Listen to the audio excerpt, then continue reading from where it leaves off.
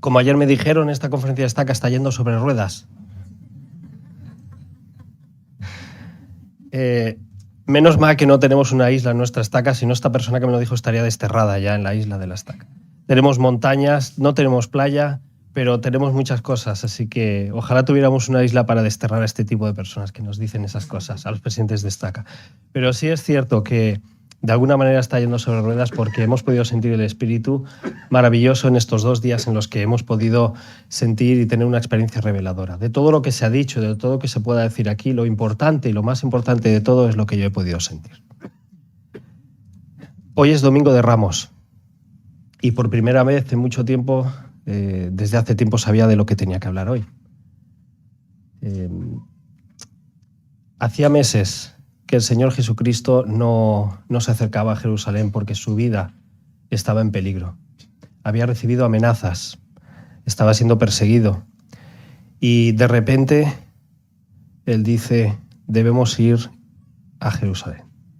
Eso fue una semana antes de culminar su ministerio en la tierra. Una semana antes de morir, el Domingo de Ramos.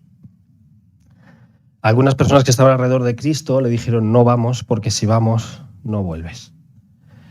La Escritura dice que Jesús reafirmó su rostro y se dirigió a Jerusalén. Difícil para él sería cuando una persona tiene que reafirmar su rostro para dar un paso, ¿no? Pero él lo hizo. Y entró en Jerusalén de una manera triunfal, como lo hicieron los antiguos reyes de Israel. Montaron sobre un pollino, que es un asno pequeño, y sus discípulos y todas las personas que estaban allí tendieron mantos, hojas de palma, mientras gritaban, salve al Rey de Israel. Bendito es el que viene en el nombre del Señor. Paz y buena voluntad. Lo recibieron como Rey de Israel y Rey de Reyes, y el Señor hizo su entrada triunfal en Jerusalén. Aquello lo que hizo fue desatar los ánimos de los perseguidores de Cristo más todavía. Había personas que estaban enfurecidas, pero había tanta gente alrededor de Cristo, del Señor, que era difícil cogerlo, era difícil en la luz del día, llevarlo a juicio. Y por eso intentaron pillarle en los siguientes días en los que él estuvo predicando en el templo, en alguna ocasión para que tuvieran la excusa de poder llevarlo a un juicio totalmente ilegal e injusto. Lo primero que hizo al llegar a Jerusalén fue purificar el templo. Sacó nuevamente de allí todo lo que sobraba, todo lo que era impuro de la casa de su padre. Ese es el primer paso, purificar lo que no está bien. Después enseñó muchas cosas maravillosas durante esos días que estuvo, esa semana que estuvo en el templo. Gran parte de los milagros y las enseñanzas que tenemos en el Nuevo Testamento se refieren a esa última semana. Y hay detalles muy interesantes y hermosos en cuanto a las enseñanzas que Cristo dio en esa última semana de vida. Tuvo que tomar precauciones, tuvo que evitar estar expuesto, y aún así fue difícil para él. Pero llegaron al viernes. El viernes era la Pascua judía, el día de la liberación del pueblo de Israel, en el que fueron liberados de los egipcios. Y cada año se conmemoraba esa Pascua judía. Y Jesús previamente había encontrado un lugar que había contratado y envió a Pedro y a Juan para que fueran a preparar en ese altillo la Pascua. Llegada la noche del viernes, fueron y celebraron la Pascua. Y sentado el Señor, lo primero que hizo fue administrar la Santa Cena. Por primera vez, el Señor administró el sacramento a sus 12 apóstoles. Después de hablar, de instruirles y de tener un encuentro muy cercano con todos ellos, le dijo a Judas, lo que has de hacer, hazlo pronto. Judas abandonó ese habitáculo y después de eso lavó los pies a todos y cada uno de sus apóstoles restantes. Al acabar esa fiesta, esa celebración íntima, cantaron un himno esos hombres y se dirigieron a Getsemaní. Habían estado allí durante varios días y en muchas ocasiones Cristo fue allí durante el día, predicó y enseñó en Getsemaní muchas veces, pero esta vez iba de noche. Dejó a sus apóstoles en un sitio y pidió a los 3 más cercanos a él que le acompañaran un poco más adelante. Y empezó a explicarles la angustia, la inseguridad, el temor que tenía como ser humano de lo que iba a venir y lo que iba a pasar. Ellos, los apóstoles, creo que no entendían exactamente lo que iban a pasar, así que les dijo: guardad aquí y velad. Él se apartó y empezó a expiar los pecados, los dolores y la angustia de todos y cada uno de nosotros. Y llegados a este punto del relato, hermanos y hermanas, lo que quiero que podamos pensar y tener en nuestra mente y en nuestro corazón no es el relato en sí, sino que Él lo hizo por mí y por todos ustedes. Después de una hora de estar expiando, regresó Jesús y encontró a sus apóstoles dormidos. Estaban cansados y tenían sueño. Los despertó con cariño y con una pequeña riña les dijo: ¿no habéis podido ni siquiera velar una hora por mí? Por favor, volver a velar. Y se retiró nuevamente. El apóstol amado, Juan, dio un paso más adelante y él es quien escribe la escena diciendo de que sudó como gotas de sangre mientras estaba expiando y que en ese momento de intensa agonía un ángel del Señor bajó, lo consoló y le dio una bendición. Nuevamente Jesús regresa y ve que sus discípulos siguen durmiendo, se han vuelto a dormir. Los despierta y vuelve a separarse por tercera vez. Y ahí es donde consume el acto de expiación total y absoluto. Y al regresar, incluso Cristo fue transformado en Getsemaní. Y la tercera vez que ve a sus apóstoles durmiendo les dice: descansad. Incluso Cristo sufrió una transformación en Getsemaní. Después de eso ya se divisaban en el fondo las antorchas que venían lideradas por Judas, el apóstol traidor, quien vendió a Jesús por 30 piezas de plata. Al acercarse a él, les dijo: buscamos a Jesús. Durante el día he predicado y por el día he enseñado y venís a mí con antorchas por la noche. Dio un paso adelante y dijo: yo soy a quien buscáis. Y después de algunas pequeñas rencillas y algunos encuentros y de curar alguna que otra oreja, Jesús accede, da un paso adelante y se va con aquellos que lo captan. Lo llevan primero ante Anás y Caifás, que eran 2 miembros del Sanedrín judío, sumos sacerdotes, autoridad de Dios en la tierra, supuestamente. Y lo que hacen es vituperarlo, humillarlo y mancillarlo. Como no tenían más autoridad, se lo llevan a Herodes. Y Herodes estaba muy contento de ver a Jesús y le pidió que hiciera algún milagro delante de él, pero Jesús cayó. Herodes tampoco tenía autoridad, así que lo derivó a Poncio Pilato. Poncio Pilato lo entrevistó y no halló condena en él, y se lo devolvió otra vez a Herodes. Herodes volvió a vituperarlo y como no podían hacer nada, quedaron entre Poncio Pilato y Herodes, que nuevamente regresara al palacio de Poncio Pilato. Allí él ni siquiera sabía en qué es lo que necesitaba para enjuiciar a Jesucristo, porque no encontró nada, ninguna falla en las cosas que dijo el Maestro. Jesús estaba allí porque le había dicho al sumo sacerdote: yo soy el que habla contigo. Cuando él le injurió, le dijo: te conjuro a que digas si tú eres el Cristo. No había cometido ningún otro mal.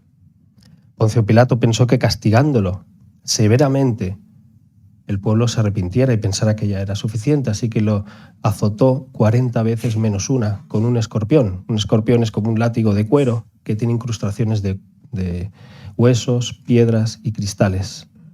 No solamente golpea, sino desgarra la piel. Muchas personas morían simplemente por ser azotadas. Jesús en aquel momento aguantó. Y quizá tuvo que utilizar parte de su poder de la deidad para poder aguantar, porque un ser humano no aguantaba eso. Después de eso lo mostró y el pueblo aún quería verlo muerto. Poncio Pilato pensó: bueno, quizás si les doy a Barrabás, el peor de los ladrones, porque era la fiesta de la Pascua y había que librar a uno de los encarcelados.